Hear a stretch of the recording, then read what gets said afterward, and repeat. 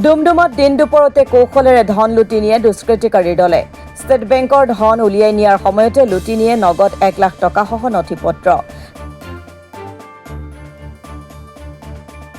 ফিলোবাৰীৰ পদ্মেশ্বৰ মৰাণ নামৰ এজন ক্ষুদ্ৰ চাহ খেতিয়কৰ পৰা লুটি নিয়ে নগদ ধনসহ নথিপত্ৰ থকা বেগ। পদ্মেশ্বৰ মৰাণে গাড়ীত বহাৰ পাছত এজন যুৱকে ধন পৰা বুলি কৈ ঘূৰি চোৱাৰ সময়তে আন এজন যুৱকে গাড়ীৰ পৰা লৈ যায় ধন থকা বেগটো।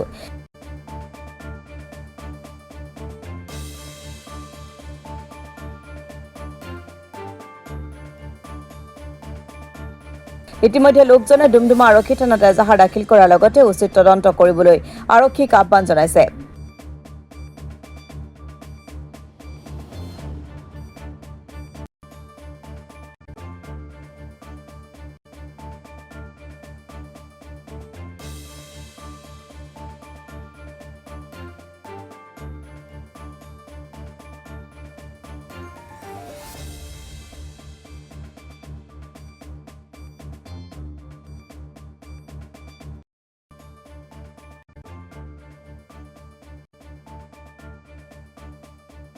প্ৰথমৰ পৰা মই তিনিচুকীয়াৰ পৰা আহি আছিলোঁ।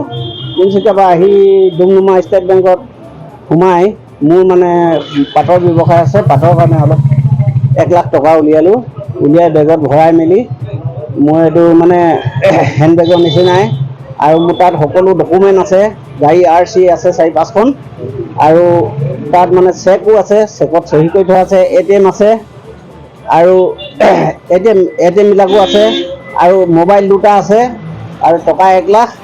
তেতিয়া মই ঘৰলৈ যাবলৈ বস্তুখিনি লৈ ঘৰলৈ যাবলৈ ওলাওঁতেই গাড়ীত বহিলোঁ। গাড়ী বহি ষ্টাৰ্ট দিয়া সময়তে এজন মানুহ গৈ কিনি ক'লে যে এই আপোনাৰ টকা পৰিলে বুলি ক'লে। তেনে সময়তে মই এনেকৈ ঘূৰি চাওঁতে ইফালৰ পৰা বেলেগ এজনে মোৰ বেগটো টানি লৈ গুচি গ'ল। মই খেদিলোঁ নাপাই পিনি বেছি সময় নহয় 10 মিনিট মানতে মই থানাত এজাহাৰ কৰিলোঁ। থানাত এজাহাৰ দি দিয়া হ'ল। আৰু কোনখিনিত হৈছিলে ঘটনাটো ডুমডুমা SBI ষ্টেট বেংকৰ ৰেলৱে লাইনত।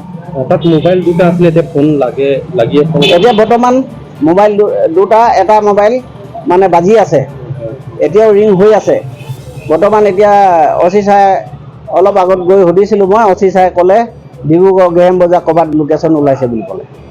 সোনকালে আপোনাৰ ধৰিব লাগে। এনেকুৱা দুৰ্বৃত্তবিলাক অতি সোনকালে ধৰিলে ৰাইজ মানে ইমান দিন দুপৰতে, ইমান ভৰ দুপৰতে এনেকুৱা এটা ঘটনা নোহোৱা নোখোজা ঘটনা হৈ গৈছে। গতিকে আৰক্ষী প্ৰশাসনে অলপ ব্যৱস্থা ল'লে ভাল হয়। Bureau report, Assam today.